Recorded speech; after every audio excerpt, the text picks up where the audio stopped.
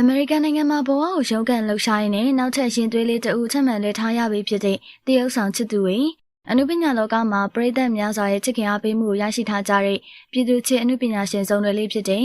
လင်းလင်းနဲ့ချစ်သူဝေတို့ဇနီးမောင်နှံဟာလက်တလုံးအမေရိကန်နိုင်ငံမှာဘဝကိုရုန်းကန်လှုပ်ရှားနေထိုင်နေရင်းနဲ့ပဲနောက်ထပ်မိသားစုဝင်အသစ်ဖြစ်လာမဲ့ရှင်သွေးငယ်လေးကိုထပ်မံလွှဲထားရပြီးဖြစ်ကြောင်းဝမ်းသာစရာသတင်းကောင်းကိုမျှဝေလာပါတယ်။လက်ရှိမှာရှင်သွေးငယ်လေးဟာတသားလားမိမိလားဆိုတာကိုတရားဝင်မသိရသေးပေမဲ့လည်းရှိပြီးသားအမွာသမီးလေးနှစ်ယောက်ပြင်နောက်ထပ်မိသားစုဝင်တယောက်ထပ်မံတိုးပွားလာတော့မဲ့အတွက်လင်းလင်းနဲ့ချစ်သူဝေတို့မိသားစုလေးကလည်းအတိုင်းမသိကြည်နူးပျော်ရွှင်နေကြတာဖြစ်ပါတယ်။ပရိသတ်အများအပြားကလည်းခက်ခဲတဲ့ရုန်းကန်မှုတွေကြားကနေထွက်ပေါ်လာတဲ့ယခုလိုမင်္ဂလာသတင်းအတွက်အထူးပင်ဝမ်းသာပီတိဖြစ်ရကြောင်းရှင်းဖွင့်ကောင်မိသားစုလေးအဆင်ပြေပါစေကြောင်းဆုတောင်းစကားများစွာဆိုနေကြပါတယ်။ဒါအပြင်အဝေးရောက်နေထိုင်စဉ်ကာလတွေအတွင်းမှာ